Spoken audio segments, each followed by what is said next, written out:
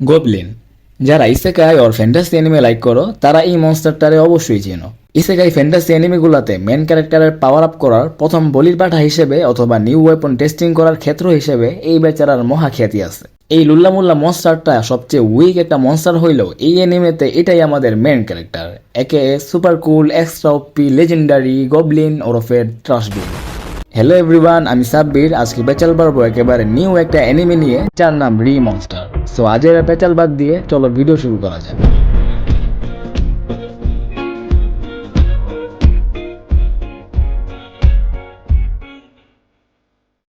এই new animator নাম রি মনস্টার। এখন নাম রি মনস্টার দেখা যদি রিজিরোর মতো মনে করো তাইলে এটা তোমার বিগেস্ট মিস্টেক হবে, কারণ এই অ্যানিমেটার কনসেপ্ট একেবারেই ভিন্ন।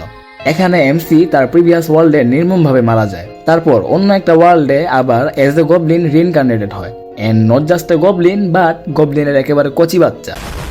বাই দ্য ওয়ে, তোমরা যারা নিউ অ্যানিমে ওয়াচার তারা অনেকে হয়তো এখনো গবলিন চিনো না।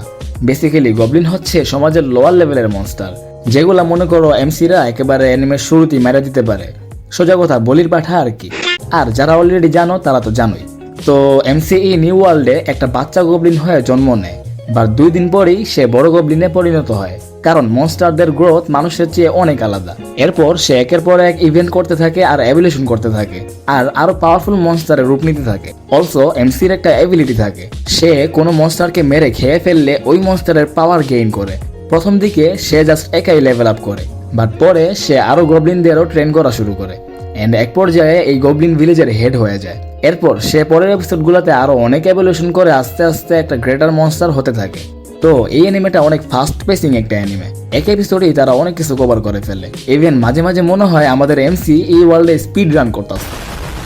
অলরেডি অ্যানিমের 4টা এপিসোড এসে পড়ছে, আর অ্যানিমেটা ইউটিউবে অ্যাভেলেবল আছে, তাই তোমার এই অ্যানিমেটা অবশ্যই দেখা উচিত। যারা জানো না ইউটিউবে কোথায় অ্যানিমে আপলোড হয় তাদেরকে বলে দিই, মিউজ এশিয়া নামে একটা চ্যানেল আছে, সেখানে অনেক পপুলার আনপপুলার অ্যানিমে রিলিজ হয়। সো নতুন ওয়াচারদের জন্য এটা একটা best place to watch anime. এবার আসা যাক অ্যানিমেশনের দিকে। এই অ্যানিমেটা অ্যানিমেট করছে স্টুডিও ডিন।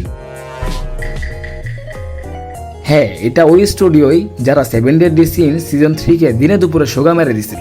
7 ডেডলি সিনস রে সোগা মেরে কান দিয়ে দিলেও এখানে তারা খারাপ কিছু করে নাই। ওভারঅল অ্যানিমেশন ভালোই করছে। একটা এভারেজ ইসেকাই অ্যানিমে থেকে যেটা এক্সপেক্ট করা যায় ততটুকু ডেলিভার করছে স্টুডিও ডিন।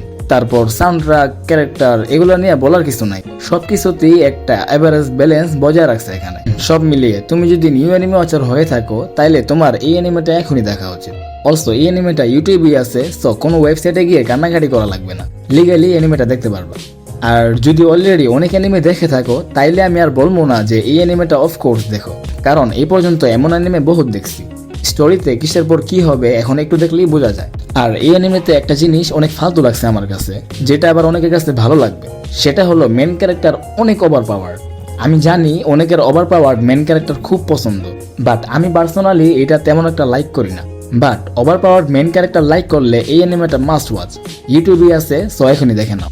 আজকের জন্য এই পর্যন্তই। Thanks for 60 subscribers. এখন তাড়াতাড়ি 100 করিয়ে দাও। অলসো ভিডিওটা ভালো লাগলে অবশ্যই লাইক করো। কাইজো নাম্বার 8 এর রিভিউ দিছি চ্যানেলে, ওইটা না দেখলে এখনই দেখে ফেলো। আপাতত এই ভিডিও থেকে টাটা, সায়োনারা, বাই বাই।